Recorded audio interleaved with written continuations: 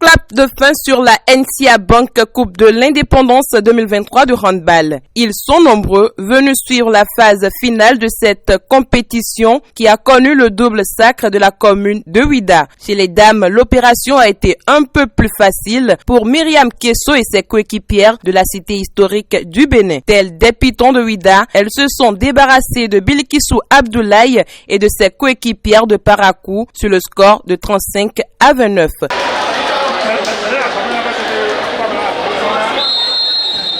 Du côté des hommes, la compétition est dominée de long en large par les hommes de Antoine Aladé, entraîneur de l'équipe de Ouidah. Il réalise ainsi un carton plein sans défaite, couronné par le titre de champion avec une victoire en finale face à l'équipe de Dogo, entraînée par Hervé Sosoupé. Trophées et médailles ont été distribués aux meilleures équipes.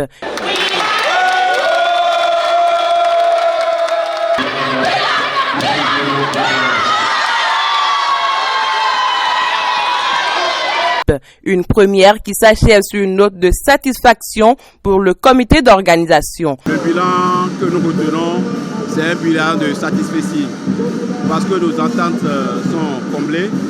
Nous avons voulu faire une fête avec les communes et je crois que pour un coup d'essai, nous pouvons dire que c'est un coup de maître dans la mesure où quand on initiait la compétition, on n'était pas sûr d'avoir cet engouement. Le président de la Fédération béninoise de handball n'a pas manqué de féliciter le comité d'organisation qui, pour lui, a réussi cette célébration de la fête du 1er août au Bénin. Je suis très content du comité d'organisation parce que c'est un comité qui a piloté.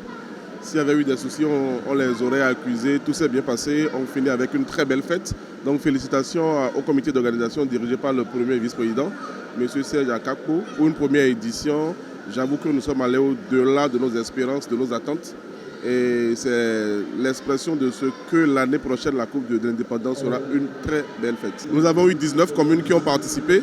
Nous attendons des 19 communes qu'elles nous disent ce qu'elles auraient souhaité. Ensemble, on va s'entendre sur les améliorations possibles. À peine cette phase terminée, la FBHB prévoit déjà des innovations pour la prochaine édition. Cette année, nous nous sommes pris un peu tard.